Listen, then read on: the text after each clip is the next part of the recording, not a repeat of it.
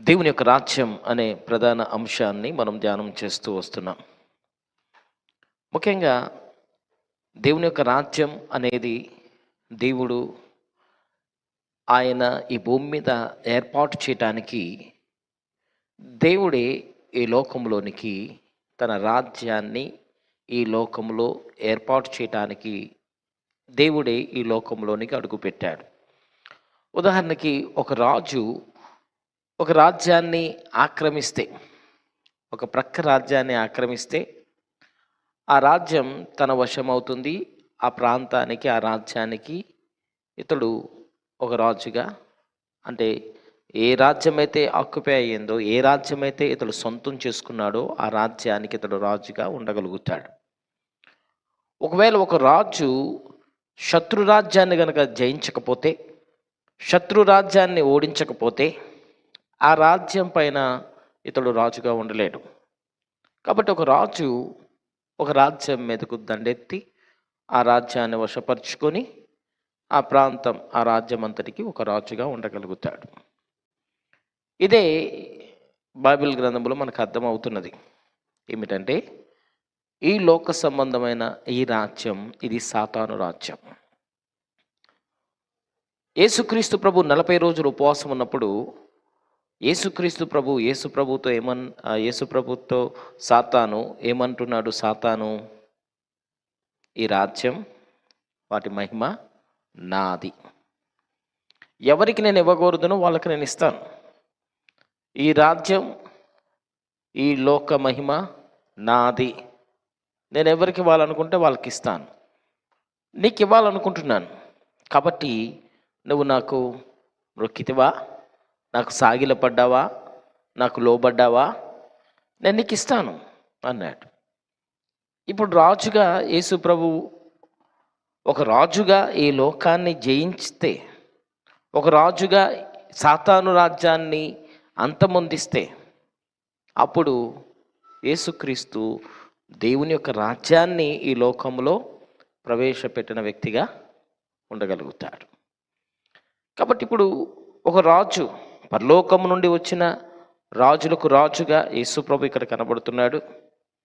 ఈ భూమి మీద ఉన్న వ్యక్తులను తన ఆధీనంలోనికి తీసుకొని బానిసలుగా మార్చి దేవునికి వ్యతిరేకంగా శత్రువులుగా మార్చిన సాతాను ఒక రాజుగా ఈ భూమి మీద మనకు కనబడుతున్నాడు. సాతాను కూడా అడ్మినిస్ట్రేషన్ ఉంది అని బైబిల్ చెప్తుంది. ఎఫెసీయులకు రాసిన పత్రిక 6వ అధ్యాయం 10వ వచనం నుండి మనం చదివితే, లోక సంబంధమైన నాదులు, అంటే లోకాన్ని పరిపాలన చేసే నాదులు అపాయింట్ చేశాడు సాతాను. మేఘమండలం అంతా కూడా ఆక్యుపై చేసి, మనం పోరాడేది శరీరులతో కాదు, ఆకాశ మండలం మందున్న ప్రధానులు, అధికారులు, అంధకార సంబంధులకు లోక నాదులు, ఆకాశ మండలమందున్న దురాత్మల సమూహం. అడ్మినిస్ట్రేషన్ ఎలా ఉన్నదంటే, సాతాను చాలా పగడ్బందీగా ఆకాశ మండలం అంతటి కింద ఉన్న ఈ భూప్రపంచాన్ని అక్కడ నుండి అడ్మినిస్ట్రేట్ చేస్తూ, అక్కడ నుండి పరిపాలన చేస్తూ, కింద ఉన్న వ్యక్తుల యొక్క హృదయాలను తన వైపుకు తిప్పుకుంటూ, తనకు బానిసలుగా దేవునికి వ్యతిరేకంగా చేస్తూ, అడ్మినిస్ట్రేషన్ అంతా కూడా ఆకాశ మండలమందున్న తన సింహాసనం మీద నుండి చేస్తూ వస్తూ ఉన్నాడు. కాబట్టి ఇప్పుడు దేవుడు ఈ భూప్రపంచమంతా కూడా సాతాను కబంధ హస్తాల్లో ఉంటూ ఉన్నప్పుడు, సాతాను ఆధిపత్యం క్రింద మానవులందరూ కూడా, ఈ లోకంలో ఉన్న అన్ని దేశాలు, ప్రజలు అందరూ కూడా ఈ పైన, ఈ ఆకాశ విశాలంలో విస్తరించిన సాతాను సమూహం అంతటి కింద ఈ భూమి బంధించబడి ఉన్నప్పుడు, దేవుని రాజ్యాన్ని ఏర్పాటు చేయటానికి ఎక్కడ ప్రజలు బంధించబడ్డారో, ఏ ప్రాంతంలో, ఏ భూభాగంలో ప్రజలు బంధించబడ్డారో, ఏ ప్లానెట్ మీదకు దేవుడు రావాలో అదే ప్లానెట్ని దేవుడు ఎన్నిక చేసుకున్నాడు. ఎక్కడైతే విడుదల కావాలో ప్రజలకు, ఆ విడుదల కలుగజేసే విమోచన ప్రక్రియ ఈ భూమి మీద జరిగించడానికి దేవుని రాజ్యాన్ని వదిలిపెట్టి యేసుక్రీస్తు ప్రభు ఈ లోకంలోనికి వచ్చాడు. ఇప్పుడు వచ్చి ఏం చేయాలి? సాతాను కబంధ హస్తాలలో ఉన్న ఈ లోక సంబంధమైన రాజ్యాన్ని దేవుని రాజ్యంగా మార్చాలి. ఒకవేళ తన మిషన్ ఫెయిల్ అయిపోతే, సాతాను యొక్క కబంధ హస్తాలలో నుండి ప్రజలను ఒకవేళ విడుదల చేయకపోతే, ఈ లోక సంబంధమైన సాతాను రాజ్యం ఇంకా కొనసాగుతూ ఉంటే దేవుని రాజ్యం అనేది స్థాపించబడదు. దేవుని రాజ్యం అనేది ఇంకా స్థాపించబడలేదు అంటే యేసు ప్రభు చేసిన పరిచర్య, ఆయన చేసిన పని, మిషన్ ఫెయిల్ అయిందని అర్థం. కానీ యేసుక్రీస్తు ప్రభు తాను ఈ భూమి మీద అడుగు పెడుతున్నప్పుడే పరలోక రాజ్యం అనే ప్రధాన అంశాన్ని ఉపయోగించి, ఆ పరలోక రాజ్యం మనకు దగ్గరగా సమీపంగా ఉంది, ఆ పరలోక రాజ్యమునకు రండి, మారు మనసు పొందండి, విధేయత, దేవుని మాటకు విధేయత చూపించండి అని దేవుని రాజ్య సువార్తను యేసుక్రీస్తు ప్రభు మొట్టమొదటిగా ఆయన ఈ లోకంలో ప్రకటించాడు. కాబట్టి సువార్త ప్రకటన వెనుక దేవుని రాజ్య స్థాపన అనేది ఉంది అనేది బైబిల్ మనకు తెలియజేస్తుంది. ఇప్పుడు బైబిల్ గ్రంథం చూద్దాం. మత్తయి రాసిన సువార్త 4వ అధ్యాయం 17వ వచనం, 4వ అధ్యాయం 23వ వచనం నుండి మొట్టమొదటిగా 17వ వచనం. పరలోక రాజ్యం సమీపించి ఉన్నది కనుక మారు మనసు పొందుడి అని చెప్పుచు ప్రకటించటం అనేది మొదలుపెట్టాడు. 4వ అధ్యాయం 23వ వచనం నుండి, వారి సమాజ మందిరములలో బోధించుచు దేవుని రాజ్యమును గూర్చిన, ఏ రాజ్యం? దేవుని రాజ్యాన్ని గూర్చిన సువార్తను ప్రకటించుచు. ఇది చాలా ప్రాముఖ్యమైన మాట. దేవుని రాజ్యాన్ని గూర్చిన సువార్తను ప్రకటించుచు ప్రజలలోని ప్రతి వ్యాధిని, రోగమును స్వస్థపరచుచు గలిలయ అంతటా సంచరించెను. ఈ సువార్తలో దేవుని రాజ్యం అనేది మిళితమై ఉన్నది. యేసుక్రీస్తు ప్రభు చేసిన సువార్త పరిచర్యలో దేవుని రాజ్యం గూర్చిన సువార్తను యేసుక్రీస్తు ప్రభు ప్రకటించాడు. అందుకే గడిచిన వారంలో దేవుని రాజ్యం ఎప్పుడు దేవుడు ఏర్పాటు చేశాడు, దేవుని రాజ్యం యొక్క పుట్టుపూర్వత్రాలు కొన్నిటిని మనం ధ్యానం చేశాం.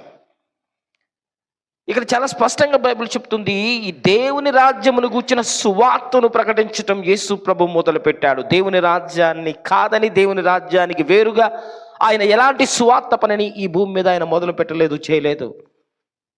ఆయన టార్గెట్, ఆయన అంతిమంగా ఆయన సాధించవలసిన దేవుని రాజ్యం అనేది భూమి మీద, అది భూమి మీద దేవుని రాజ్యం అనేది ఏర్పాటు చేయటానికి దేవుని రాజ్య సువార్తను యేసుక్రీస్తు ప్రభు ఈ లోకంలో ప్రకటించడం మొదలుపెట్టాడు. ఆ దేవుని రాజ్య సువార్తను ప్రకటిస్తూ ప్రజలలో ఉన్న ప్రతి వ్యాధిని, రోగమును స్వస్థపరచుచు, దేవుని రాజ్య సువార్తను ప్రకటిస్తూ అప్పుడు స్వస్థత కార్యాలు, దేవుని రాజ్య సువార్తను ప్రధానముగా ప్రకటిస్తూ వ్యాధిగ్రస్తులను, రోగగ్రస్తులను స్వస్థపరిచే పనిని యేసుక్రీస్తు ప్రభు చేశాడు. ఇది బైబిల్ చాలా స్పష్టంగా చెప్తుంది. సువార్త ప్రకటన లేకుండా, దేవుని రాజ్యం అనేది ప్రధాన అంశం కాకుండా వ్యాధిగ్రస్తులను స్వస్థపరచలేదు, రోగులను బాగు చేయలేదు.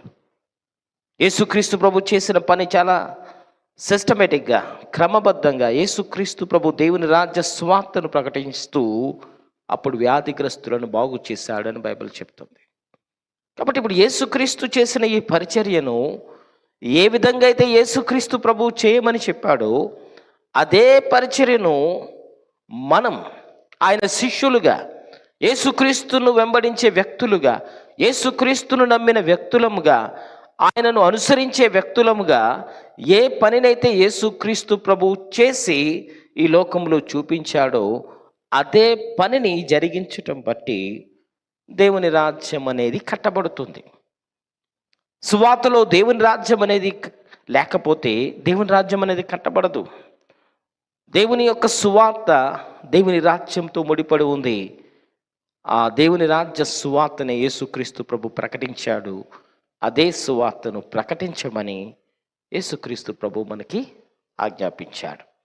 ఇప్పుడు ఈ పనిని, దేవుని రాజ్య విస్తరణ, దేవుని రాజ్యం యొక్క పనిని మన జీవితంలో మనం ఎట్టి రీతిగా జరిగించాలి, ఎలాంటి రీతిగా దేవుడు మనలను దేవుని రాజ్యం నిర్మాణంలో వాడుకుంటాడు అనేది ఈరోజు కొన్ని ప్రధానమైన అంశాలను మనం చూడబోతున్నాం. సో మొట్టమొదటిగా దేవుని రాజ్యం కట్టబడటానికి దేవుణ్ణి వెంబడించే వ్యక్తులుగా, యేసుక్రీస్తును అనుసరించే వ్యక్తులుగా మనం చేయవలసిన కొన్ని ప్రాథమికమైన కర్తవ్యాలు, ప్రాథమికమైన పనులు బైబిల్లో ఉన్నాయి. వాటిని చూద్దాం. మత్తయి రాసిన సువార్త 16వ అధ్యాయం 24వ వచనం.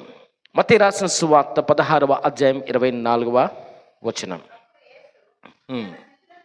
తన శిష్యులను చూచి, ఎవడైనా సరే నన్ను వెంబడింపగోరిన ఎడల ఫస్ట్ తన్ను తాను ఉపేక్షించుకొని తన సిలువను ఎత్తుకొని నన్ను వెంబడింపవలెను అని అంటున్నాడు. ఇక్కడ మనం గమనించాలి, తన్ను తాను ఉపేక్షించుకొని అనే మాట ఇక్కడ గుర్తుపెట్టుకోవాలి. ఎవడైనా సరే యేసుక్రీస్తును వెంబడిస్తుంటే కనుక ముందుగా చేయవలసిన ప్రాథమికమైన పని ఒకటి ఉంది. అది ఏంటంటే, ఫస్ట్ నిన్ను నీవు ఉపేక్షించుకో. ముందు నిన్ను నీవు ఉపేక్షించుకొని యేసు ప్రభువును వెంబడించు. సిలువ ఇది బాధ్యత. నిన్ను నీవు ఉపేక్షించుకోకుండా ఆ సిలువను ఎత్తుకుంటే బాధ్యతను సరిగా నిర్వర్తించలేవు. ఈ సిలువను పట్టుకొని నువ్వు వెంబడించటానికి, యేసు ప్రభువులో నువ్వు ఉండటానికి, ఆయనను వెంబడించటానికి ఫస్ట్ నువ్వు చేయాల్సిన పని ఏంటంటే, నిన్ను నువ్వు ఉపేక్షించుకోవాలి. సో ఇప్పుడు దీని అర్థం ఏంటి? నిన్ను నువ్వు ఉపేక్షించుకోవడం అంటే అర్థం ఏంటి? పౌలు అన్నాడు, తన జీవితాన్ని గురించి తను సాక్ష్యం ఇస్తూ, తన జీవితాన్ని, తన కలిగిన సమస్తాన్ని పెంటగా పోల్చుకున్నాడు. తనకున్న సమస్తాన్ని, తనకున్న జ్ఞానాన్ని, తనకున్న ఆస్తిని, తనకున్న పలుకుబడి, తనకున్న పేరు ప్రఖ్యాతలన్నింటినీ పెంటగా పోల్చి మాట్లాడాడు. ఇక్కడ మనం గమనిస్తే తనను తాను ఉపేక్షించుకోవటం అనేది ఇక్కడ చాలా ప్రాముఖ్యం. మన జీవితంలో మనం చచ్చిన వారం, మన పూర్వస్థితి చచ్చినది, మనకున్న లోక సంబంధమైన జ్ఞానం చచ్చిపోయింది, ఎక్స్పైర్ అయిపోయింది. ఈ లోక సంబంధమైన ప్రతి బలం అది ఎక్స్పైర్ అయిపోయింది. ఈ లోక సంబంధమైన ప్రతి బలాలన్నీ కూడా అవి చచ్చిపోయినాయి. ఇది ప్రాముఖ్యంగా మనం చేయాలి. దేవుని రాజ్యం అనేది కట్టబడాలి అంటే ఫస్ట్ నీవు నియంత్రణలోనికి రావాలి. నువ్వు పేరుకు రక్షించబడ్డావు కానీ పాతదేమీ చావలేదన్నట్టుగా, చింత చచ్చిన పులుపు ఇంకా పోలేదన్నట్టుగా పేరుకు రక్షించబడ్డాం కానీ లోపలున్న పగలు అలాగే ఉన్నాయి, లోపలున్న ప్రతీకారాలు అలాగే ఉన్నాయి, లోపలున్న కోపాలు అలాగే ఉన్నాయి, మనకున్న ద్వేషాలు అలాగే ఉన్నాయి. మనకు చేయాల్సిన పని అంతా కూడా పైకి భక్తిగా ఉన్నాం, పైకి దేవుణ్ణి అనుసరిస్తూ శిష్యులుగా పిలువబడుతున్నాం, క్రైస్తవుడు అనే ఒక బీసీసీ సర్టిఫికేట్ మేబీ ఉండొచ్చు. బట్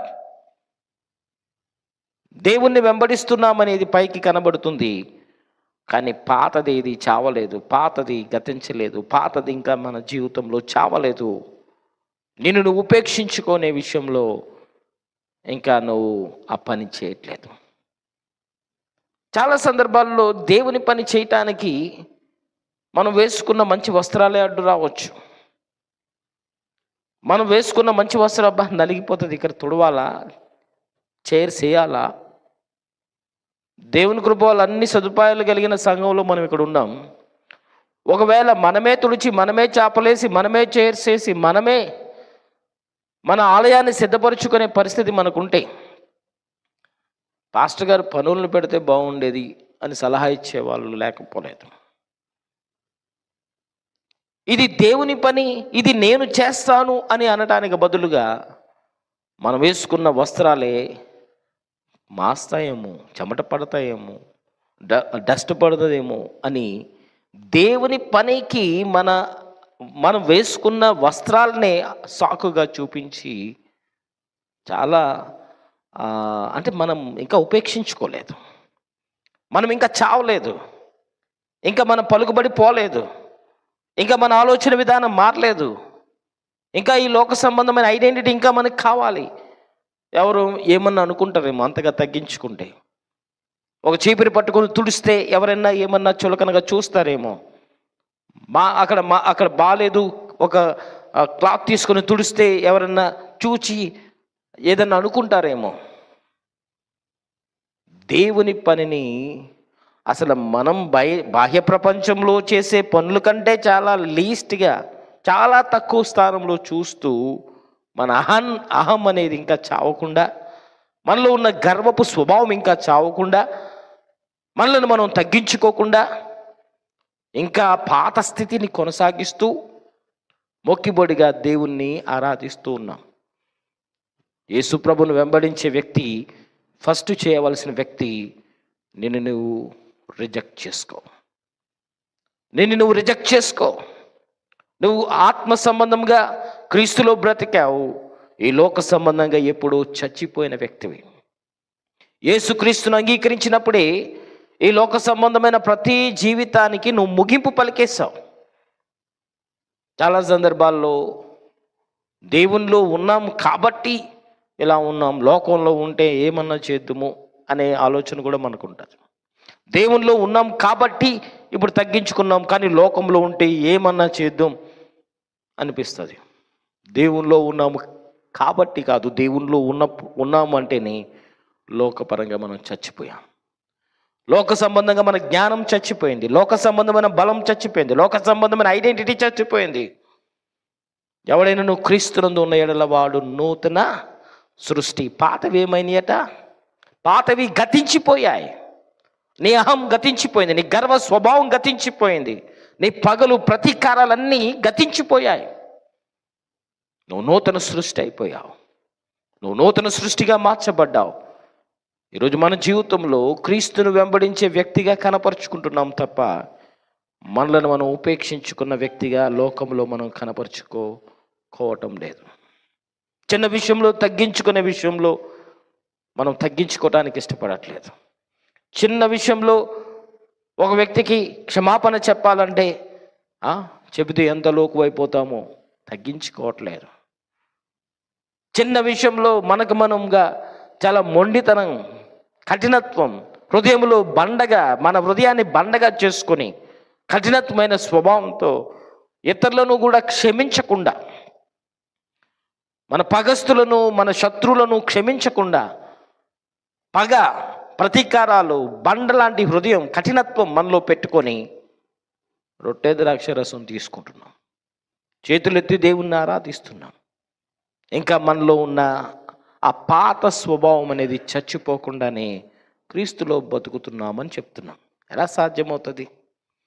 నీ పాత స్వభావం చచ్చిపోకుండా, నీ కఠినత్వం చచ్చిపోకుండా, ఈ లోక సంబంధమైన పగలు ప్రతీకారాలు నీ హృదయంలో నుండి వెళ్ళిపోకుండా నువ్వు క్రీస్తులో ఎలా జీవించగలుగుతావు?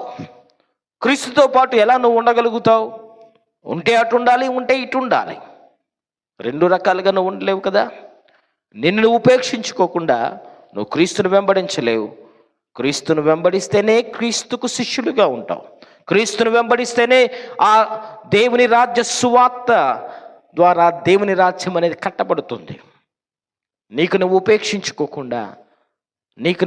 ఉపేక్షించుకోకుండా నీ ఐడెంటిటీ కాపాడుకునే ప్రయత్నాలు చేస్తూ, నిన్ను ఉపేక్షించుకోకుండా నీ స్వార్థాన్ని నువ్వు చూస్తూ, నువ్వు చేసే సహాయంలో స్వార్థంగా నువ్వు సహాయం చేస్తూ, పేరు ప్రఖ్యాతలు వెతుకుతూ, నువ్వు ఇచ్చే కానుక కూడా అందరికీ తెలియాలి, అప్పుడు అందరూ నీ గురించి గొప్పగా చెప్పుకోవాలి అనే రీతిగా ప్రతిఫలం ఆశిస్తూ, నిస్వార్థమైన జీవితానికి బదులుగా ప్రతిఫలాన్ని ఆశిస్తూ మనం బ్రతుకుతా ఉన్నాం.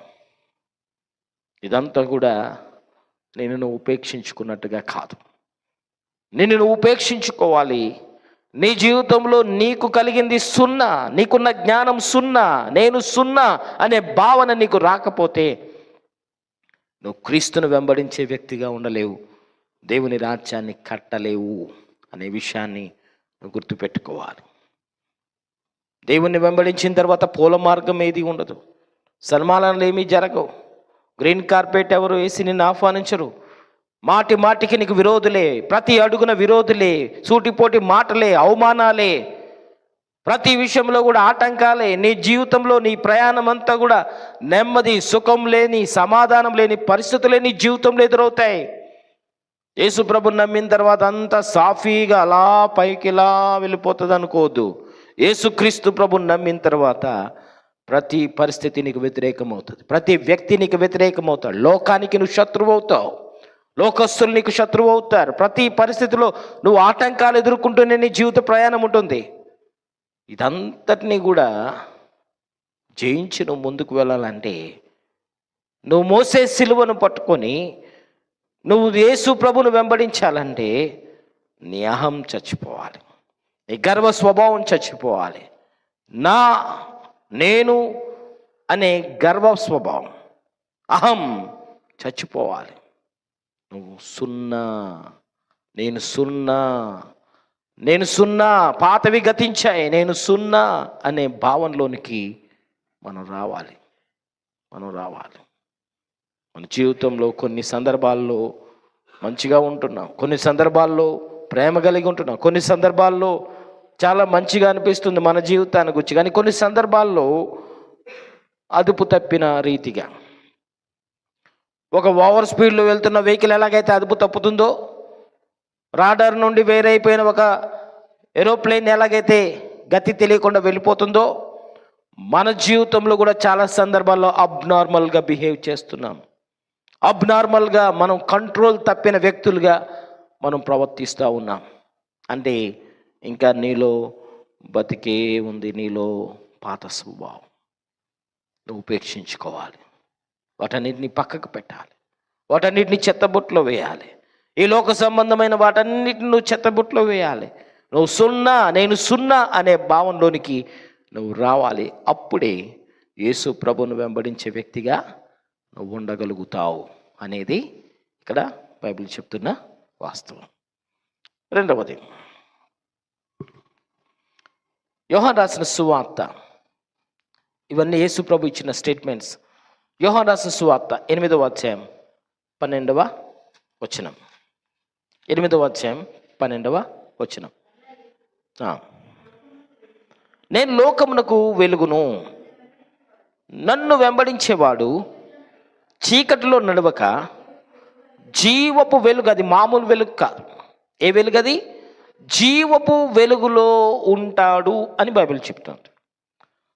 సో నువ్వు ఈ లోకములో నుండి వేరైన తర్వాత నువ్వు చీకటిలో నుండి ఆశ్చర్యకరమైన వెలుగులోనికి నువ్వు వచ్చావు. ఆ వెలుగు జీవము కలిగిన వెలుగు, జీవము కలిగిన వెలుగులోనికి నువ్వు వచ్చావు. ఆ వెలుగు వెలిగించిన వాడు నిజమైన వెలుగుగా ఉన్న దేవుడు, నిజమైన వెలుగుగా ఉన్నవాడు.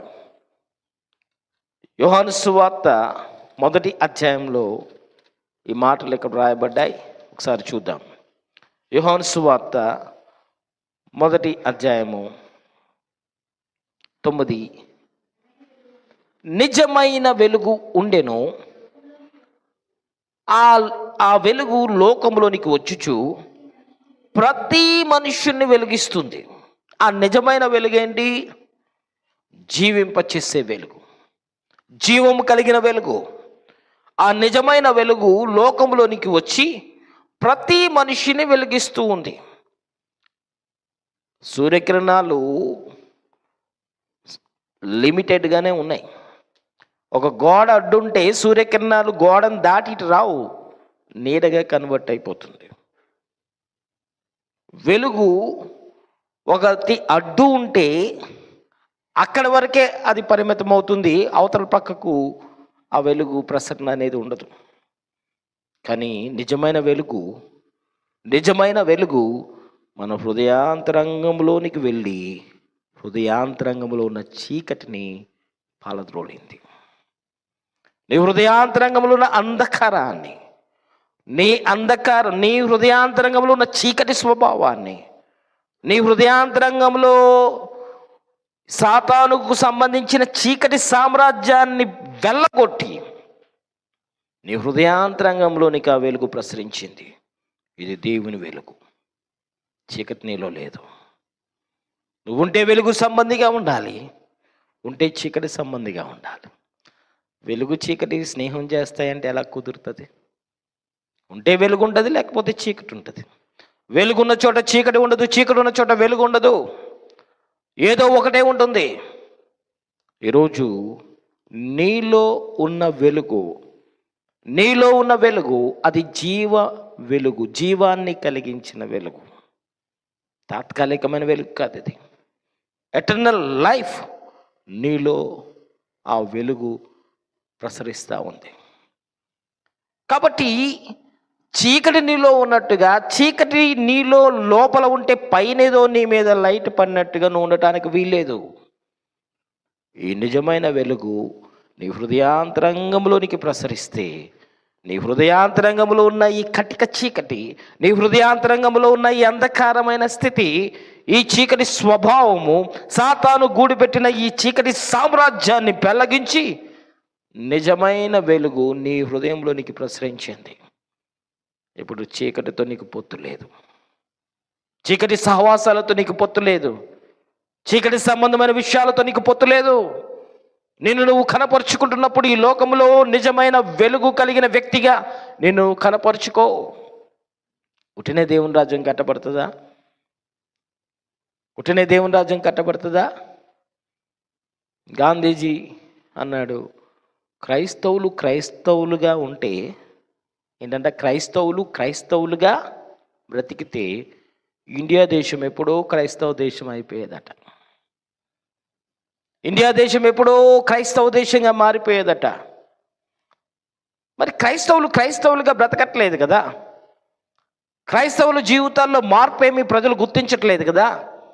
అందరితో పాటు సమానంగా, అందరి ఆచారాలతో పాటు సమానంగా, అందరి మాటలతో పాటు సమానంగా, అందరి సహవాసాలతో పాటు సమానంగా అందరూ నడిచే మార్గంలోనే నడుస్తున్నప్పుడు నీలో ప్రత్యేకత నీ ప్రక్క వ్యక్తి ఎలా గుర్తిస్తాడు? నీ ప్రత్యేకతను కనుగొంటేనే కదా నిన్ను వెంబడిస్తాడు. నీలో ఆ నిజమైన వెలుగున్నప్పుడే కదా నిన్ను వెతుక్కుంటూ ఒక వ్యక్తి నీ దగ్గరకు వస్తాడు.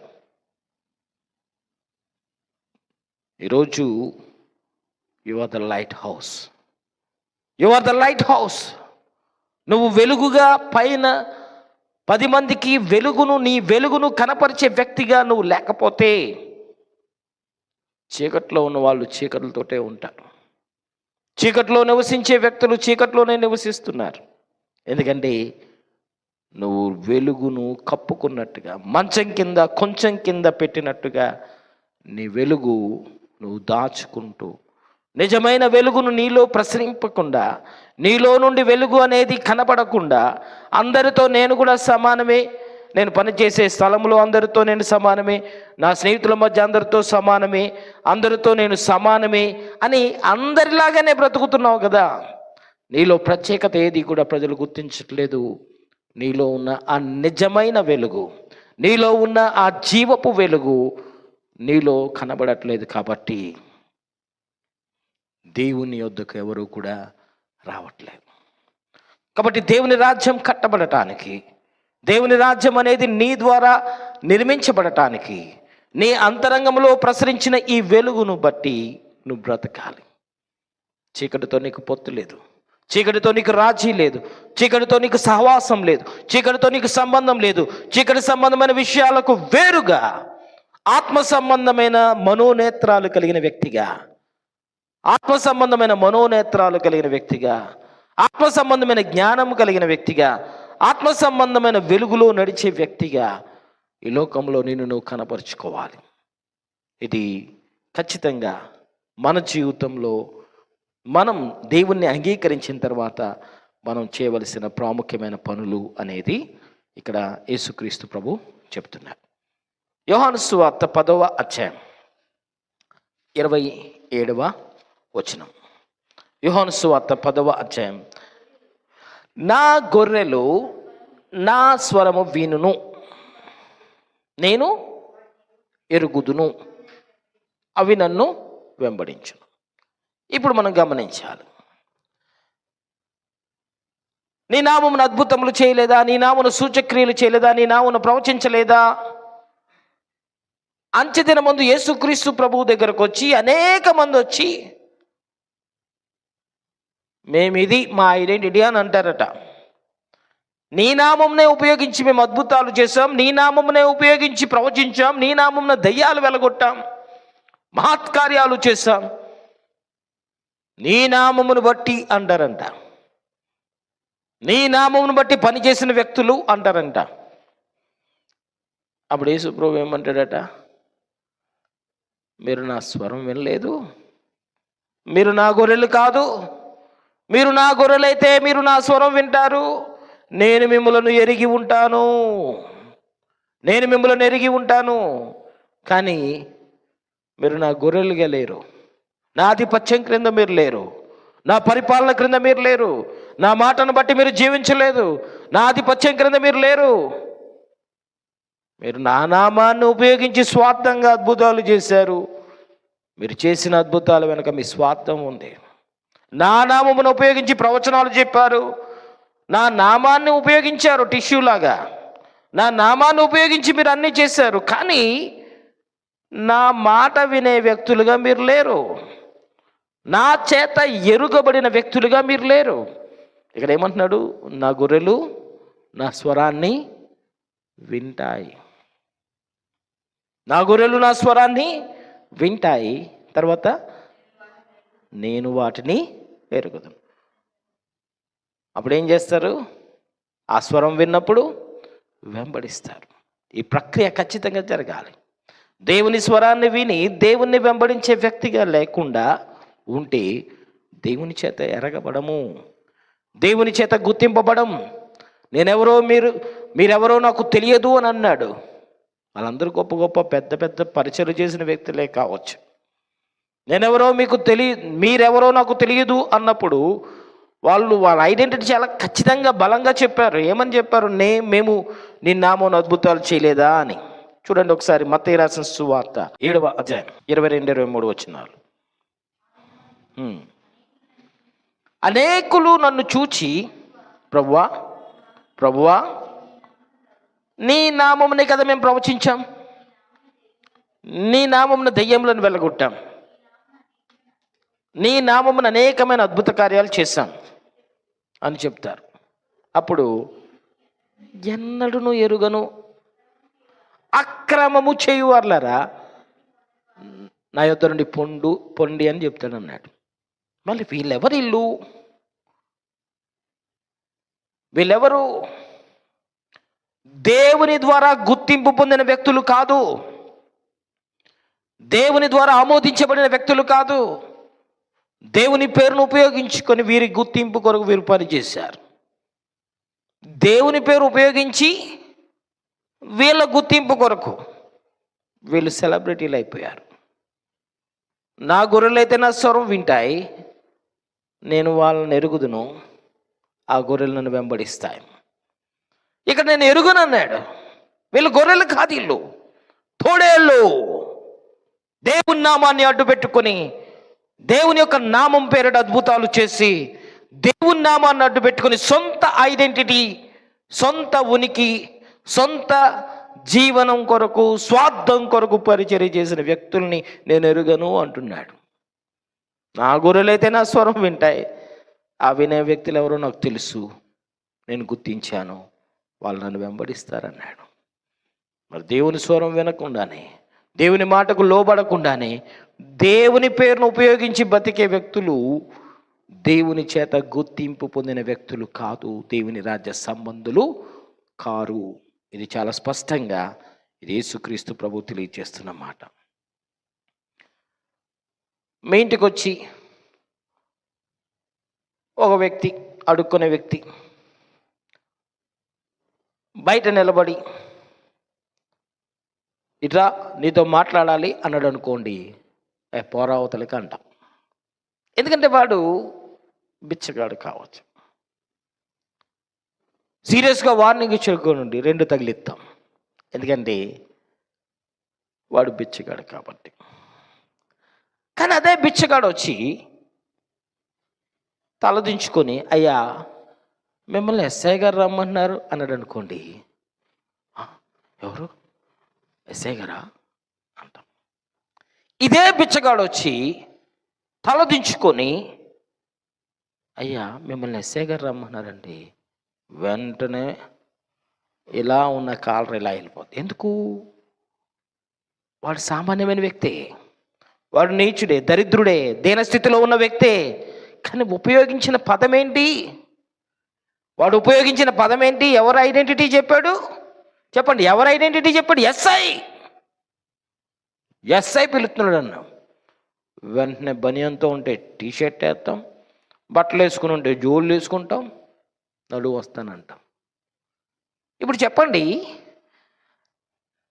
నువ్వు లోబడటానికి ప్రభావితం చేసిన వ్యక్తి ఈ బిచ్చగాడ? అతడు ఉపయోగించిన ఆ పేరా? చెప్పండి గట్టిగా. నిన్ను ప్రభావితం చేసిన వ్యక్తి, నిన్ను లోపరుచుకున్న వ్యక్తి, నిన్ను ఇంటి నుండి బయటకు తీసుకొచ్చిన వ్యక్తి ఈ బిచ్చగాడు కాదు.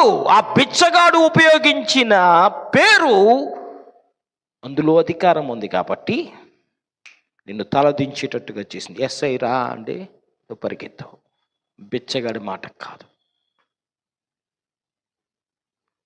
ఇప్పుడు చెప్పండి, ఇక నేరుగా నేనేమనట్లేదు, ఎంతమంది బిచ్చగాళ్ళు యేసు నామాన్ని ఉపయోగిస్తుంటే అద్భుతాలు జరుగుతున్నాయి.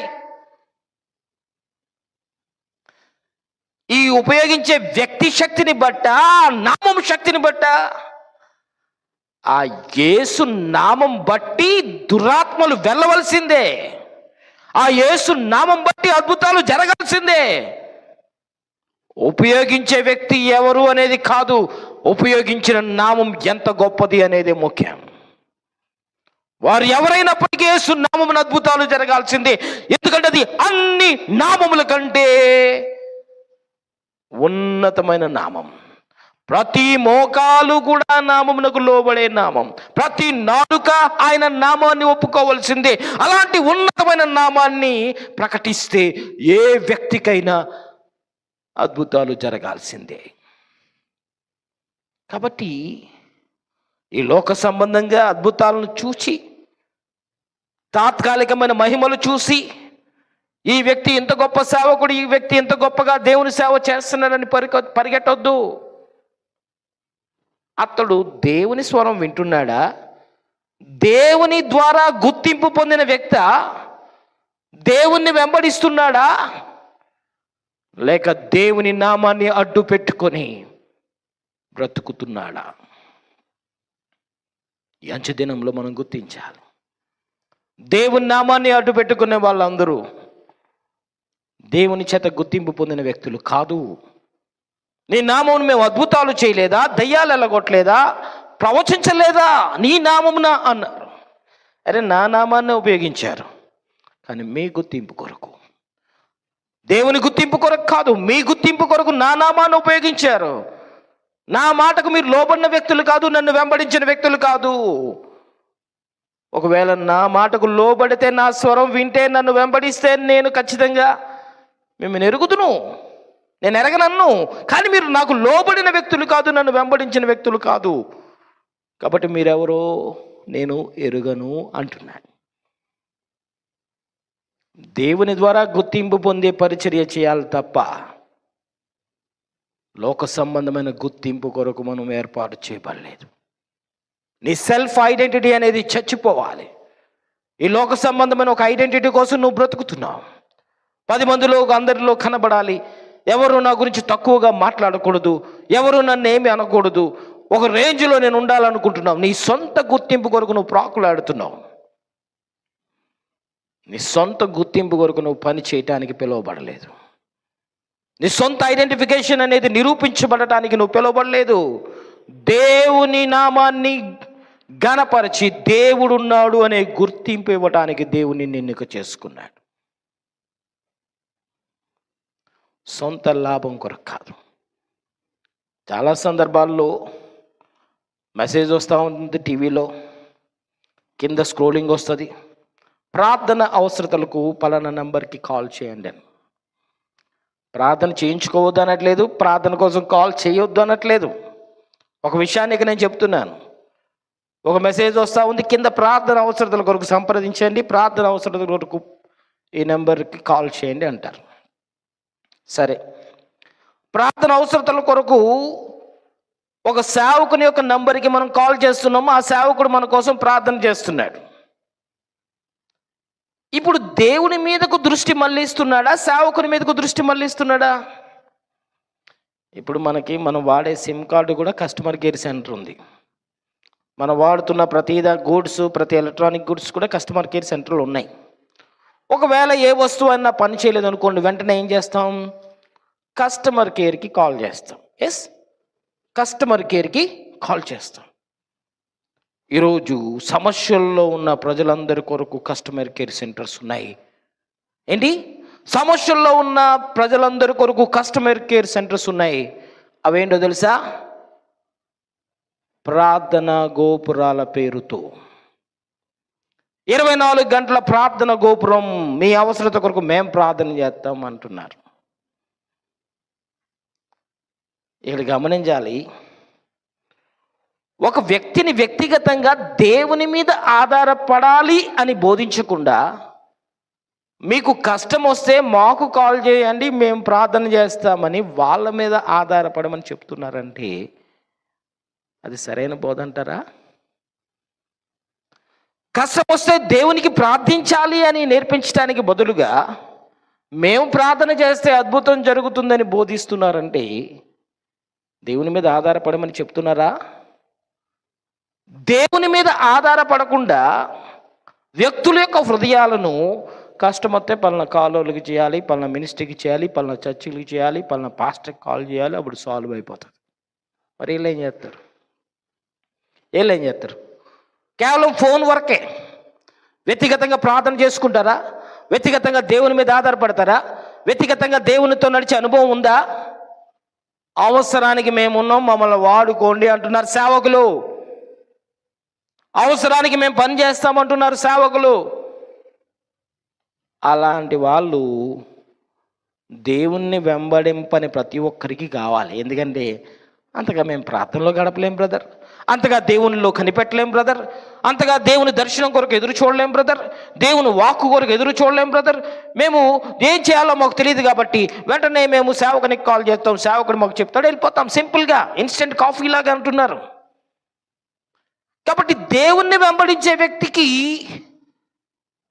ఇలాంటి కస్టమర్ కేర్ సెంటర్స్ కావాలి. దేవుణ్ణి వెంబడింపని వ్యక్తులకు ఇలాంటి కస్టమర్ కేర్ సెంటర్స్ కావాలి. ఎక్కడికి కాల్ చేస్తే పని అయిపోతుందో అవి వెతుకుతూ ఉన్నారు. మరి వాక్యం ఏమైంది? ఈ వాక్యంలో ఉన్న దేవుడు ఏమయ్యాడు?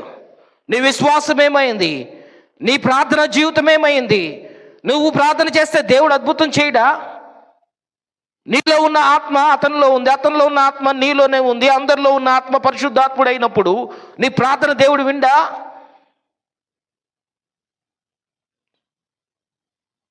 మనుషుల యొక్క హృదయాలు మనుషుల మీద ఆధారపడేటట్టుగా చేయటం అనేది ఇది సాతాను యొక్క బోధ. యేసుక్రీస్తు ప్రభు దేవుని రాజ్య సంబంధమైన బోధను బోధించాడు. దేవుని రాజ్యం ఒకటి ఉందని చెప్పాడు.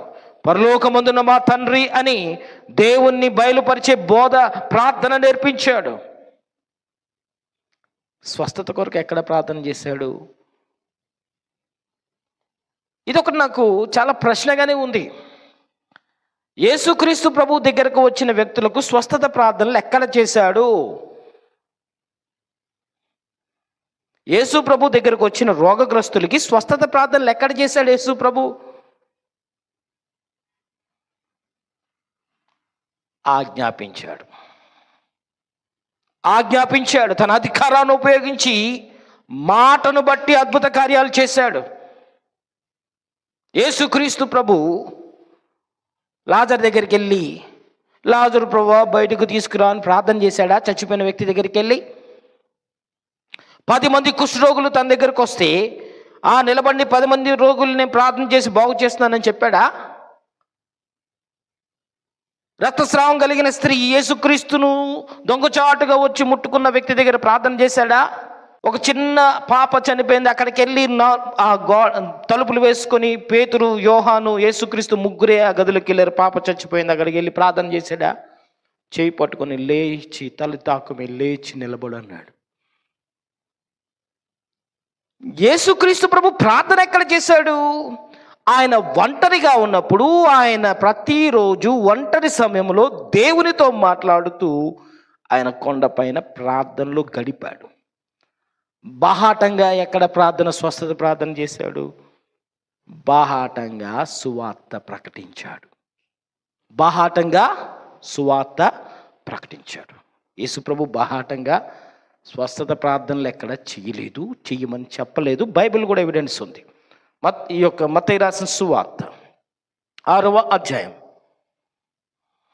8వ వచనం.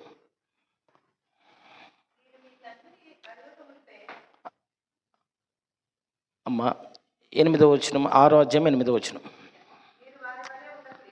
ఎవరిలాగా? 8వ వచనం నుండి, 5వ వచనం నుండి. మీరు ప్రార్థన చేస్తున్నప్పుడు వేషధారులాగా ఉండొద్దు. ఎవరికి కనబడాలని? గమనించండి, ఎవరికి కనబడాలని? మనుషులకు కనబడవలనని. మీ ఐడెంటిటీ ప్రజలతో ముడిపడి ఉండాలని, మీ గుర్తింపు ప్రజలతో ఉండాలని, మనుషులందరికీ కనబడేటట్టుగా వేదిక మీద ఉండొద్దు. మీరు ప్రార్థనలు చేస్తున్నప్పుడు అందరికీ కనబడేటట్టుగా ఆన్లైన్లో ఉండొద్దు. మనుషులకు కనబడాలని అంటే ఇప్పుడున్న టెక్నాలజీని బట్టి లైవ్లో ఉండొద్దు, స్టేజ్ మీద ఉండొద్దు, పబ్లిక్ గ్రూప్లో ఉండొద్దు. నువ్వు ప్రార్థన చేస్తున్నప్పుడు మనుషులకు కనబడే రీతిగా చేయొద్దు. ఎంత క్లియర్గా చెప్పాడు. మీరు ప్రార్థన చేయనప్పుడు మనుషులకు కనబడవలనని. సమాజ మందిరం అంటే ఇప్పుడు కాలంలో చర్చెస్లో కూడా, చర్చెస్లో, వీధుల మూలల్లో, ఎవరికి? వేషధారులకు. చదవండి. వాళ్ళకి ఆ ఫలం వచ్చేసింది అని చెప్తున్నాడు. కానీ ఇప్పుడేంటి? నీవు ప్రార్థన చేస్తున్నప్పుడు పర్సనల్ నీ గదిలోనికి వెళ్ళి తలుపు వేసుకొని రహస్యమందున్న నీ తండ్రికి ప్రార్థన చేయము. అప్పుడు రహస్యమందు చూచు నీ తండ్రి నీకు ప్రతిఫలం ఇస్తాడు. అబ్బా, యేసుక్రీస్తు ప్రభు ఎంత క్లియర్గా చెప్పాడు. వేషధారులట చాలా క్లియర్గా మనుషులకు కనబడవాలని టచ్ అంటారు. వేషధారులట మనుషులకు కనబడాలని పైకి లేపి ఒక వ్యక్తి కొరకు ప్రార్థన చేస్తారు. యేసుప్రభు ఎక్కడ చేశాడు? చేయమని చెప్పాడు. బైబిల్ చెప్పిందా? బైబిల్ చెప్పలేదు. కానీ నువ్వు ప్రార్థన చేస్తున్నప్పుడు నువ్వు గదిలోకి వెళ్ళు, తలుపులు వేసుకో, రహస్యమందు చూస్తున్న నీ తండ్రికి నువ్వు ప్రార్థన చేయి. ఇది యేసుప్రభు చెప్పాడు. చాలా చాలా క్లియర్గా ఉంది. బైబిల్ చెప్తుంది. ఇది యేసుప్రభు ఇచ్చిన స్టేట్మెంట్, సునీల్ ఇచ్చే స్టేట్మెంట్స్ కాదు. ఇది 10 మందిలో సొంత గుర్తింపు కొరకు యేసు నామాన్ని అడ్డు పెట్టుకొని నేను ఇంత గొప్ప ప్రార్థన పరుడను, నేను ఇంత గొప్ప వ్యక్తిని అని ఈ ప్రార్థననే ఆయుధంగా చూపించి, ప్రార్థననే ఉపయోగించి దేవుని నామం పేరుట ఈ గొప్ప కార్యం, ఆ గొప్ప కార్యం అంటూ ప్రార్థనలు చేస్తూ మనుషుల ఎదుట తమ్మును తాము కనపరుచుకుంటూ, సమాజ మందిరములు అంటే నేటి కాలంలో చర్చెస్లో కనపరుచుకుంటూ గుర్తింపు పొందుతూ, గొప్ప ప్రార్థనా పరుడుగా గుర్తింపు పొందుతూ. ఇప్పుడు ఉపవాస ప్రార్థన మిమ్మల్ని నేను అడుగుతున్నాను. నేను సేవకులకు వ్యతిరేకం కాదు, వాక్యాన్ని ఉన్నట్టుగా చెప్తున్నాను. ఎవరు నన్ను అపార్థం చేసుకోవద్దు. ఉపవాసం అనేది ఎలా చేస్తాం? నేను మిమ్మల్ని అడుగుతున్నాను, మీరు చెప్పండి. ఉపవాసం అనేది ఎలా చేస్తాం? రహస్యంగా చేస్తాం కదా. ఉపవాసం అనేది రహస్యంగా చేస్తాం. నువ్వు ఉపవాసం ఉన్నట్టు దేవునికి నీకు తప్ప ఎవరికి తెలియకుండా చేస్తాం. గమనించండి. ఉపవాస దినము అని నువ్వు బోర్డు పెట్టావు అనుకోండి బయట, ఏం చేసినట్టు? మీ సంఘం ఉపవాసం ఉండి ప్రార్థనలు చేసే సంఘమని, సేవకుడు ఉపవాసాలు ఉండి ప్రార్థనలు చేసే సేవకుడని అన్ని రకాల గుర్తింపులు రావట్లేదా? సరే, అసలు ఉపవాసం ఉన్న తర్వాత నేను ఉపవాసం ఉన్నాను అనే విషయం చెప్పకుండా ఒక వ్యక్తికి, కొత్త వ్యక్తికి ఏ రోజన్నా గడుతుందా? ఏ రోజన్నా గడుతుందా? నేను ఉపవాసం ఉన్నాను అనేది తెలియటానికి ముఖం దీనంగా పెట్టుకొని, బాధగా పెట్టుకొని, గాలి ఆడట్లేదన్నట్టు ఇసురుకొని, ఏమైందయ్యా, ఏమైంది పాస్టర్ గారు అనగానే, నేను 40 రోజులు ఉపవాసం ఉన్నానండి, అందుకే నేను అని నోట్లో చెప్పి ఆనందపడిపోయి, అమ్మయ్య ఏదో సువాత చెప్పినంత ఆనందం నేను ఉపవాసం ఉన్నానని చెప్పుకోవడం. అవతల వ్యక్తికి నేను ఉపవాసం ఉన్నాను అనే విషయాన్ని అవతల వ్యక్తికి ఎలా చెప్పాలి అనే విషయంలో ఎన్నో మెథడ్స్ ప్లే చేసి బాధపడి, కడుపట్టుకొని కూర్చొని బాధపడి, నాకు బలం లేదని చెప్పి, నిలబడలేనని చెప్పి ఎన్నో చేసి పక్కన వాళ్ళు ఖచ్చితంగా అడుగుతారు, ఏమైంది పాస్టర్ గారు, మీకు ఏమైంది అనగానే నేను ఉపవాసం ఉన్నాను. వెంటనే దీని గురించి కూడా ఏం చెప్పాడు చూడండి. 15వ వచనం నుండి 16 నుండి చదవండి. మత్తయి సువార్త 6వ అధ్యాయం 16 నుండి యేసు ప్రభు ఇచ్చిన స్టేట్మెంట్సే చదువుతున్నాను. యాక్టర్స్ వాళ్ళే. ఇది ఎలా అవుతుందమ్మా? చదవటం ఈజీగానే. దుఃఖ ముఖం లేకుండా ఏ సేవకుడు ఉన్నాడు? నేను ఉపవాసంలో ఉన్నానని బేదగా ముఖం పెట్టుకోకుండా, నేను ఉపవాసంలో ఉన్నానని దీనంగా ఉపవాసంతో ఉన్నట్టు ముఖం పెట్టుకోకుండా, దుఃఖంతో ముఖం పెట్టుకోకుండా, సేవకులనే కాదు ఏ వ్యక్తి ఉన్నాడు? ఏ వ్యక్తి ఉన్నాడు అంటున్నా. ఎవరున్నారు? వేషధారులు అంటే యాక్టర్స్, యాక్టింగ్ బాగా పండిస్తారు. యేసు ప్రభు చెప్తున్నాడమ్మా, మీరు ఉపవాసం చేయనప్పుడు వేషధారుల వలె దుఃఖ ముఖము కలిగిన వ్యక్తులుగా ఉండొద్దు. ఏదో కోల్పోయినట్టు, జీవితం నాశనం అయిపోయినట్టు, అన్నీ కోల్పోయినట్టు, ఏదో చేయి జారిపోయినట్టు, జీవితం దివాలా తీసినట్టు బేదగా పెట్టుకొని అడగాలి అందరూ, ఏమైంది ఏమైంది అంటే, నేను ఉపవాసం ఉన్నానని చెప్పాలి కదా, ఉట్టినే చెప్పేస్తాం ఏంటి? నువ్వు ఉపవాసం ఉన్నట్టు అసలు ప్రజలు గుర్తించకుండా ఉండాలి అని బైబిల్ చెప్తుంది. ఇది పర్సనల్ సీక్రెట్. ఇది దేవునికి నీకు మధ్య జరిగే ఒక సన్నివేశాన్ని పబ్లిక్గా తీసుకొచ్చి 10 మంది ఎదుటను అవమానపరుస్తున్నావు. ఎలా ఉపవాసం ఉండమంటున్నాడు? ఏం చేస్తారంటే, తాము ఉపవాసము చేయుచున్నట్లుగా మనుషులకు కనబడవలనని అరే తమ ముఖములను నిద్ర లేదన్నట్టు, ఏం తినలేదన్నట్టు వికారంగా పెట్టుకొని, బైబిల్లో ఉంది వికారంగా పెట్టుకొని, వీళ్ళకి కూడా ఉంటుందంట ఫలం. వీళ్ళ ప్రార్థనకు జవాబు కాదు ఇది.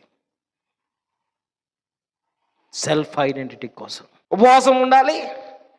అన్ని రోజులు స్టోర్ చేసిన డబ్బులు, అన్ని రోజులు వెనకేసిన డబ్బులు అన్నీ ఖర్చు పెట్టి పండగే ఉపవాసం ఉన్న తర్వాత బేదలకు ₹1 ఇవ్వటం కానీ, దేనస్థితిలో ఉన్నవానికి, దిక్కులేని వాళ్ళకి ₹1 ఇవ్వటం కానీ ఏం చెయ్యం. అది మళ్ళా మన స్వార్థానికే వాడేస్తాం. ఇవి మన ఉపవాసాలు. దేవుడు దీన్ని ఏమి అంగీకరించడమ్మా. ఈ పద్ధతినేమి దేవుడు అంగీకరించడు. దేవుని యొక్క విధానం వేరు, దేవుని యొక్క ఆలోచన విధానం వేరు. ఇవన్నీ కూడా మనం తెలుసుకోవాలి. వాక్యం ఏం చెప్తుంది, ఏం చేయాలి. యేసు ప్రభు 40 రోజులు ఉపవాసం ఉన్నాడు. యేసుక్రీస్తు ప్రభు 40 రోజులు ఉపవాసం ఉన్నాడు అనేది ఎందుకు అనేది మనకు అర్థం కావాలి. యేసుక్రీస్తు ప్రభు ఒక వ్యక్తి ఆకలితో బాధపడితే, ఒక వ్యక్తి ఆకలితో బాధపడే వ్యక్తికి కలిగే శరీర సంబంధమైన ఆశ, ఆకలితో బాధపడితే చేతికి ఏది అందితే అది తినే ఆశ. ఆకలి కొంటే జీవితం ఎంత దుర్భరంగా మార్చుకొని శరీరాన్ని అమ్ముకొని దొంగోళ్ళుగా, హంతకులుగా ఎలాగైనా మారిపోతాడు ఒక వ్యక్తి ఆ కడుపు కోసం, ఆకలి కోసం. శరీర సంబంధమైన ఆశ జయించటానికి, శరీర సంబంధమైన ఆశ అనేది జయించి చూపించటానికి 40 రోజులు యేసుక్రీస్తు ప్రభు ఉపవాసం ఉన్నాడు. ఆఫర్ ఇచ్చాడు వచ్చి సాతాను. ఏమన్నాడు? ఇగో నీ చేతికి నేను రాయి తీసుకొని రొట్టెగా చేసుకొని తినే. ఈ కొండ దిగి మళ్ళీ నువ్వు టౌన్లోకి వచ్చినప్పటికి పడిపోతావు. నీ షుగర్ లెవెల్స్ డౌన్ అయిపోయినాయి, నీ బీపీ లెవెల్స్ డౌన్ అయిపోయినాయి, నువ్వు మళ్ళీ కింద దాకా రాలేవు, పడిపోతావు, కళ్ళు తిరుగుతాయి. కాబట్టి ఈ రాయిని రొట్టెని చేసుకొని తినే. దేవుడి మీద ఆధారపడమని చెప్పలేదు. సాతాను వచ్చి లోక సంబంధమైన రాళ్ళు రప్పల మీద ఆధారపడని చెప్పాడు. ఇది ఇలా చేసుకొని తినే అన్నాడు. నీ అధికారం ఉపయోగించి బతికే అన్నాడు. మనుషుడు రొట్టె వల్ల మాత్రం కాదు, దేవుని నోట నుండి వచ్చే ప్రతి మాటను బట్టి బ్రతుకుతాడని దేవుని మీద ఆధారపడే జీవితాన్ని మనకు నేర్పించడానికి యేసుప్రభు ఉపవాసం ద్వారా శరీర సంబంధమైన ఆశలను జయించాడు. నమ్మిన వారు ఆమేన్ చెప్పాలి. నేర్పించాడు కదా.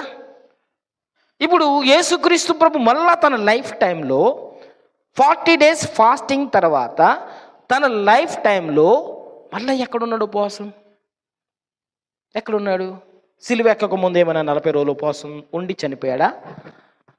చాలామందికి ఇది అర్థం కాలే. లెంట్ డేస్ పేరుతోటి యేసుక్రీస్తు ప్రభువుకు చనిపోక మునుపు 40 రోజుల ముందు భస్మ బుధవారం అని చెప్పి యేసుక్రీస్తు ప్రభు ఏదో 40 రోజులు ఉపవాసం ఉండి చనిపోయినట్టుగా లెంటన్ డేస్ పేరుతోటి ఉపవాసం ఉంటున్నారు.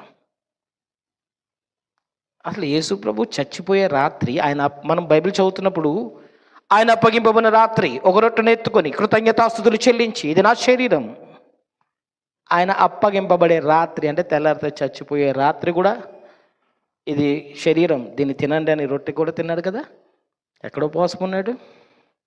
ఎక్కడ ఉపవాసం ఉండి చనిపోయాడు? వాక్యం ఏమన్నా కానీ మనం మాత్రం మందే. ప్రతి సంవత్సరం గుడ్ ఫ్రైడేకి ముందు 40 రోజులు ఉపవాసం ఉండాలి, అందరికీ తెలియాలి. ఏం భక్తి ఇది? ఏది పర్సనల్ అని చెప్పాడో, ఎలా ఉండాలని చెప్పాడో దానికి భిన్నంగా సొంత గుర్తింపు కొరకు మనం ప్రాకులాడుతున్నాం. కాబట్టి సొంత గుర్తింపు కొరకు మనం బ్రతకటానికి రాలేదు. మనలో ఉన్న నిజమైన దేవుని యొక్క వెలుగును, మన లోపల ఉన్న ఈ యొక్క దేవుని యొక్క శక్తిని, మనలను పిలిచిన వాని యొక్క గుణాతిశయములను మనం ప్రచురించటానికి చీకటిలో నుండి ఆశ్చర్యకరమైన వెలుగులోనికి మనం పిలువబడ్డాం. కారణం లేకుండా కాదు. మనలను పిలిచిన వాని గుణాతిశయములను మనం ప్రచురించటానికి ఒక పర్పస్ని బట్టి మనం పిలువబడ్డాం. అది వదిలేసి మన గుణాతిశయాలు, మన ప్రార్థనా జీవితం, మన భక్తి జీవితం, మన సేవ, మనం అని ప్రపంచానికి తెలియజేయటానికి ఇది ఒక విధానం అయిపోయింది. నో, మనలను పిలిచిన వాని గుణాతిశయములను ప్రచురించడానికి దేవుని నిన్ను అపాయింట్ చేశారు. నీ సెల్ఫ్ ఐడెంటిటీ కొరకు కాదు. నేను ముగించేస్తున్నాను. ఇంకా చాలా విషయాలు ఉన్నాయి చెప్పడానికి. బట్ ఈరోజు చెప్పింది 3 విషయాలు చెప్పాను. ఒకటి నన్ను వెంబడించేవాడు తన్ను తాను ఉపేక్షించుకోవాలి. ఎప్పుడన్నా అర్థం చూసుకున్నావా? అని ఉమ్మేసుకున్నావా? వేసుకో, అబ్బే నీకు నువ్వుగా వేసుకో. ఎవరి మీద ఏమంటే పుహు అంటావు. ఉపేక్షించుకోవటం అంటే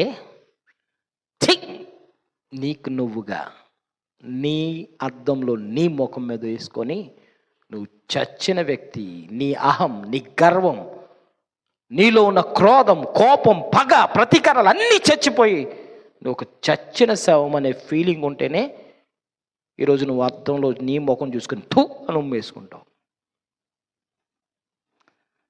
ఇది ఉండదు మనకి. సహనం కావాలి, చావాలి. మనం రేపు పోరా అన్నా సరే తలదించుకుని వెళ్ళాలి, సిగ్గులేదా అన్నా సరే తలదించుకుని వెళ్ళాలి. తగ్గింపు రావాలి, తగ్గించుకోవాలి. లోపల మన పగ, ప్రతీకారాలు, కోపాలు అలాగే బతుకుతూ ఉంటే మనం ఎలా ఉపేక్షించుకున్నాం? కొంతమంది తిడుతున్నప్పుడు కూడా స్టైల్గా తిడతారు. చర్చెస్లో ఎలా తిట్టుకుంటారు, దేవుని నమ్ముకున్న కూడా సరిపోయింది, లేకపోతే ఇప్పటికి అంటారు. అంటే నమ్ముకోకపోతే ఇంకా లోపలిది ఏం పోలేదు వీళ్ళకి. ఈ రకాలన్నీ కూడా తమ్ముని తాము ఉపేక్షించుకున్న వాళ్ళు కాదు, ఇంకా ఒరిజినల్ అలాగే ఉంది. పైకి తెల్ల బట్టలు వేసుకున్నాం, పైకి బైబిల్ పట్టుకున్నాం, పైకి భక్తిగా వచ్చాం, లోపల ఒరిజినల్ అలాగే ఉంది. నన్ను వెంబడించేవాడు తనకు తాను ఉపేక్షించుకోవాలి. అది నేను మొట్టమొదటిగా చెప్పాను. రెండోది ఏం చెప్పానమ్మా?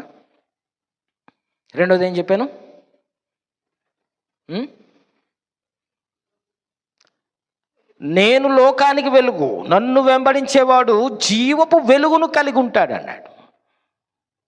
చీకటితో పొత్తు లేకుండా, చీకటితో సహవాసం లేకుండా. వెలుగు చీకటి కలిసి ఉంటుందని ఎవరు చెప్తారు? వెలుగున్న చోట చీకటి ఉంటుందా? చీకటి ఉన్న చోట వెలుగు ఉంటుందా? కానీ మన జీవితాలు ఎలాగైపోయినాయి అంటే, wherever you go our network follows you అన్నట్టు. ఇదే చర్చిలో కనపడతాం, ఇంకో సినిమా హాల్లో కనపడతాం, ఇదే రమల ఆరాధనలో కనపడతాం, ఇంకెక్కడో పబ్లో కనపడతాం, ఇక్కడే ఆరాధనలో ఉంటాం, ఇంకెక్కడో. అబ్బే, వెలుగు చీకటికి సంబంధం లేదు, వెలుగు చీకటికి స్నేహం లేదు, వెలుగు చీకటికి సహవాసం లేదు. ఉంటే వెలుగు ఉండాలి, ఉంటే చీకటి ఉండాలి. నువ్వు వెచ్చగానే ఉండు, వెచ్చగానే ఉండు, చల్లగానే ఉండు. నువ్వు వెచ్చగా ఉంటే దేవుడు ఏం చేస్తాడు తెలుసా? వీడికి సిగ్గు లేదని చెప్పి అని ఉమ్మేత. ఇది బైబిల్ చెప్తుందమ్మా. వెచ్చగానే ఉండు, చల్లగానే ఉండు. నువ్వు వెచ్చగా ఉంటే దేవుడు ఉమ్ము వేయ ఉద్దేశిస్తున్నాను అన్నాడు. ఇది బైబిల్లోనే ఉంది. కాబట్టి దేవుడు కూడా చేదరించుకొని లాగుండొద్దు. నీలో ఉన్నది జీవపు వెలుగు. మూడోది ఏం పాయింట్ చెప్పాను అమ్మా? నా గొర్రెలు నా స్వరం వింటాయి, వాటిని నేను ఎరుగుదును, వాళ్ళని నేను ఐడెంటిఫై చేశాను, ఎందుకంటే నా స్వరం వింటున్నాయి, అవి నన్ను వెంబడిస్తాయి, నాకు తెలుసు అన్నాడు. స్వరం వినకుండానే, దేవుని మార్గంలో లేకుండానే, దేవుని పేరును ఉపయోగిస్తూ దేవుణ్ణి వెంబడించకుండా ఉన్న సేవకులు మన చుట్టూ ఉన్నారు. దేవుని కొరకు బ్రతికే వ్యక్తులు ఎవరు? దేవుని సేవ అంటే దేవుని సేవగా చేసే వ్యక్తులు ఎవరు? అందరూ మా సంఘంకి రండి అని నేను ఎక్కడ బోర్డు పెట్టుకుని తిరగలేదు కదా. మా సంఘానికి రండి అని ఎవరింటికి వెళ్ళట్లేదు కదా. అది కాదు సేవ. నిజమైన సేవకుడు అందరిని ఆకర్షించేలా పరిచర్య చేయడం. నిజమైన సేవకుడు అందరు ఆ సంఘానికి వెళ్ళే వాళ్ళు, ఈ సంఘానికి వెళ్ళే వాళ్ళు రండి రండి అనడు. వేరే సంఘానికి వెళ్ళే వ్యక్తులను ఎవరిని కూడా, దేవుని సముఖంలో, దేవుని సన్నిధిలో చెప్తున్నాను, వేరే సంఘానికి వెళ్ళిన ఏ కుటుంబాన్ని కూడా మా సంఘానికి రండి అక్కడ మానేసి నేను పిలవలేదు.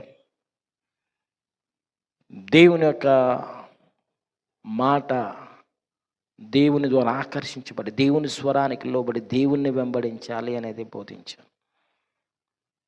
ఈరోజు దేవుని స్వరం విని దేవుణ్ణి వెంబడించే కుటుంబాలుగా, దేవుణ్ణి వెంబడించే వ్యక్తులుగా మనం ఉన్నప్పుడే దేవుని ద్వారా రికగ్నైజేషన్ అనేది వస్తుంది.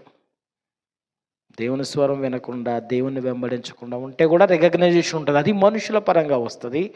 మనుషుల్లో ఒక వ్యక్తి సెలబ్రిటీగా ఉండొచ్చు, మనుషుల ద్వారా గుర్తింపబడిన వ్యక్తిగా ఉండొచ్చు, కానీ దేవుని ద్వారా గుర్తింపు పొందిన వ్యక్తి కాదు. నా గొర్రెలు ఏంటో నాకు తెలుసు, నా స్వరం వింటాయి, నన్ను వెంబడిస్తాయి, నేను ఎరుగుదును అన్నాడు. కాబట్టి దేవుని ద్వారా ఐడెంటిటీ, దేవుని ద్వారా గుర్తింపు అనేది చాలా ప్రాముఖ్యం. అందరికి కనబడాలని భక్తిగా ఉండొద్దు, అందరూ మెచ్చుకోవాలని దేవుని పనిలో సహకరించొద్దు, నువ్వు ఇచ్చే కానుక అందరిలో అనౌన్స్మెంట్ చేయాలని, అందరికీ వినబడేటట్టుగా మైక్లో చెప్పాలని కోరుకోవద్దు. రహస్యంగా ఉన్న దేవునికి మాత్రమే కనబడేటట్టుగా నీ భక్తి ఉండాలి, దేవుని గణపరిచేటట్టుగా నీ భక్తి ఉండాలి. అందరిలో ఈ బ్యాచ్ ఎక్కువ మంది ఉంటారు. ఒకప్పుడు చిన్నప్పుడు ట్యాప్ ఉండేది, గవర్నమెంట్ ట్యాప్, పైపులు టైంకి వచ్చాయి. ఈ స్తోత్రం స్తుతి బ్యాచ్ అందరూ అక్కడ సాయంత్రం 4 గంటలకో 4:30 గంటలకో కుళాయి రాగానే ఈ బిందులొట్టుకున్న ధర తప్పుడు వస్తాయి భాషలు, అన్య భాషలు. చిన్నప్పుడు అన్నీ వినేవాడిని నేను. వీళ్ళందరూ స్తోత్రాలు బ్యాచే, స్తోత్రం స్తోత్రం స్తుతి స్తుతి అంటారు చర్చిలో. కానీ వీళ్ళందరూ కుళాయి దగ్గర 4:30కి ఎప్పుడైతే ట్యాప్ వస్తూ ఉంటుందో, కొంచెం కొంచెం నీళ్ళు ఎలా పడుతున్నాయో అప్పుడు ఉంటుంది వీళ్ళ బ్యాచ్.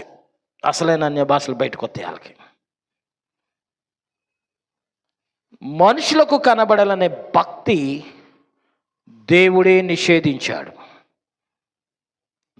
హృదయాలను చూసే దేవుడు పైకి వేసుకునే బట్టలు, నీ యొక్క పైకి భక్తిని దేవుడు కోరుకోడు. నీ హృదయాన్ని చూస్తున్నాడు. Take care about your self. ఆఖరికి ఏం చెప్పానమ్మా? ప్రార్థన. ఇది కొంచెం ఎక్స్పాన్షన్లో చెప్పాను. దేవుని వెలుగు, దేవుని ఐడెంటిటీ మనలో ప్రసరించకుండా నేను స్టార్ని, సూపర్ స్టార్ని అన్నట్టుగా, నాకు ఎంతమంది ఫ్యాన్స్ అన్నట్టుగా, ఎంతమంది ఫాలోవర్స్ అన్నట్టుగా, నేను ఒక స్టార్ని అన్నట్టుగా ఉండవద్దు. దేవుని ఐడెంటిటీ, దేవుని వెలుగు నీలో ప్రసరించాలి. That's all. నీ వెలుగు కాదు, నీ వెలుగు కాదు. Take care about your self. So దేవుని ద్వారా గుర్తింపు, దేవుని ద్వారా నీకు రావాలి, దేవుడే ఇవ్వాలి. కాబట్టి నేను సేవకులకు వ్యతిరేకంగా బోధించానని చెప్పుకోవద్దు, అనొద్దు. వాక్యం ఏం చెప్తుందో చెప్తున్నాను. దేవుని రాజ్యాన్ని కట్టే వ్యక్తులు దేవుణ్ణి వెంబడించే వ్యక్తులుగానే ఉండాలి, దేవుని ద్వారా గుర్తింపు పొందిన వ్యక్తులుగానే ఉండాలి. ఇది నా యొక్క భావన. దేవుడు మాటలు దీవించును గాక.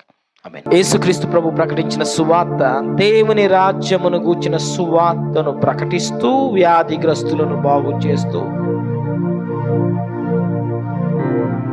దురాత్మల చేత బంధింపబడిన వారందరినీ విడుదల చేస్తూ, దేవుని రాజ్య సువార్తను కేంద్రంగా ప్రకటించిన వార్త ఆయన ప్రకటించాడు. ప్రజల అవసరతలు తీర్చబడే వార్త కాదది. ఉద్యోగం లేని వారికి ఉద్యోగాలు వస్తాయి, వ్యాపారంలో లాభాలు వస్తాయి, ఈ లోక సంబంధమైన బహుమానాలను గూర్చిన వార్త కాదది. దేవుని రాజ్యమును గూర్చిన సువార్త యేసు ప్రభు ప్రకటిస్తూ అప్పుడు అద్భుత కార్యాలు చేశాడు. సువార్త లేకుండా, దేవుని రాజ్యం అనేది కేంద్రంగా ప్రకటించబడకుండా ఎలాంటి అద్భుతాలు చేయలేదు. దేవుని రాజ్యం అనేది, దేవుని రాజ్యం ఉన్నది అనేది, దేవుని రాజ్యమునకు మనం వెళ్ళాలి అనే ఒక బాధ్యత కలిగిన మాటను ప్రకటించాడు. ఈ లోక సంబంధమైన వాటిని చూపించి, ఈ లోక సంబంధమైన ఆశీర్వాదాన్ని చూపించి మేలు కలగటానికి రండి అని పిలవలేదు, దేవుని రాజ్యానికి పిలిచాడు.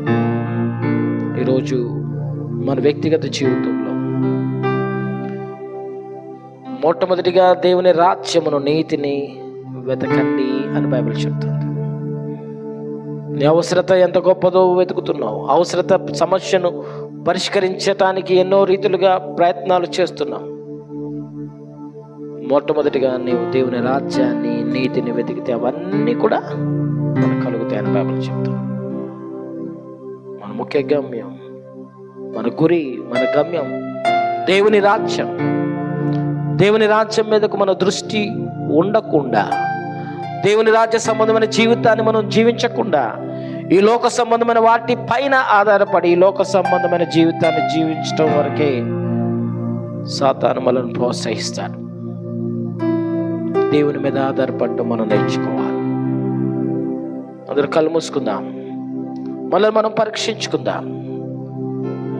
యేసు ప్రభు దగ్గరకు వచ్చి సాతాను, ఇదిగో రాయిని రొట్టెగా చేసుకొని అవసరత తీర్చుకో, ఆకలి తీర్చుకో.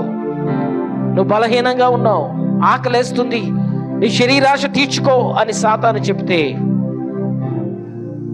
మనుష్యుడు రొట్టె వల్ల మాత్రం కాదు, దేవుని నోట నుండి వచ్చే ప్రతి మాటను బట్టి బ్రతుకుతాడని, దేవుని మాటను బట్టి బ్రతికే జీవితాన్ని యేసు ప్రభు జీవించి చూపించాడు. ఈరోజు చిన్న చిన్న సమస్యలకు అడ్డదారులు తొక్కుతున్నాం. చిన్న చిన్న సమస్యలను బట్టి తప్పుడు నిర్ణయాలు తీసుకుంటున్నాం. చిన్న చిన్న సమస్యలకు భయపడి దేవుని మార్గాన్ని వదిలిపెట్టి లోక సంబంధమైన వాటిపైన ఆధారపడుతున్నాం. మనుషుడు రొట్టె వల్ల మాత్రం కాదు, దేవుని నోట నుండి వచ్చే ప్రతి మాటను బట్టి మనం బ్రతికే వ్యక్తులుగా ఉన్నాం.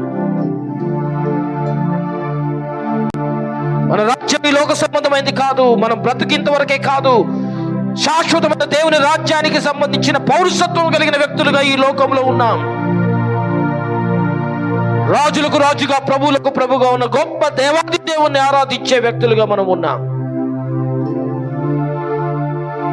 ఎప్పుడు కూడా మన స్థాయిని దిగజార్చి బతకొద్దు. ఎప్పుడు మన స్థాయిని దిగజార్చుకొని లోకంలో బతకొద్దు. దేవుని రాజ్యం కొరకు ఎదురు చూస్తూ దేవుని పైన విశ్వాసం కలిగిన వ్యక్తులుగా మనం బ్రతుకుతాం. కృపా సత్య సంపూర్ణ గొప్ప తండ్రి, నీ కొందనాలు. నీ వాక్యం నీ ఆత్మ సంబంధమైన వాక్య ప్రత్యక్షతలో పరిశీలిస్తున్నా. ఏది న్యాయమైనదో, ఏది మాన్యమైనదో, ఏది సత్యమైనదో, ఏది మేలుకరమైనదో అది గుర్తించి దానిని అనుసరించాలని నీ వాక్యం సెలవిస్తుంది ప్రభువా. ఈరోజు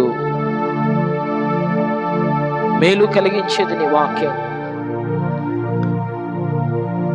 మా జీవితానికి ఆశీర్వాదకరమైన నీ వాక్యం, యథార్థమైన వాక్యాన్ని మేము ధ్యానం చేస్తాం.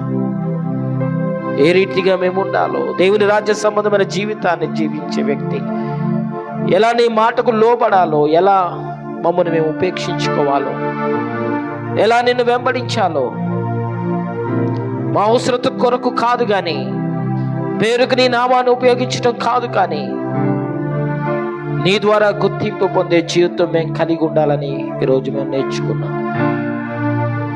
నీ కృపలో మమ్మల్ని అందరినీ భద్రపరిచి, నీ రాజ్యమునకు మమ్మల్ని అందరినీ సిద్ధపరచమని, బలా నమ్మకమైన మంచి దాసుడా, మంచి దాసురాలని నీ ద్వారా కోట్ల కొలది పరిశుద్ధుల ఎదుట, కోట్ల కొలది దూతల ఎదుట నీ ద్వారా పిలువబడే రీతిగా మా జీవితం నీ దృష్టిలో యోగ్యమైనదిగా ఉండినట్లుగా, నీకు మహిమకరంగా ఉండేటట్టుగా నీ కృప మీరు మా అందరికి అనుగ్రహించమని, ఈ అంచె దినాల్లో నీ సువార్త ప్రకటనలో, నీ రాజ్య వ్యాప్తి కొరకు, నీ రాజ్యం కట్టబడటం కొరకు ప్రతి ఒక్కరిని నీ సేవలో వాడుకొనమని నీ కృపకు మమ్మల్ని అందరినీ అప్పగించుకుంటూ యేసు నామమున ప్రార్థించి అడిగి వేడుకొనుచు ఉన్నాము తండ్రి.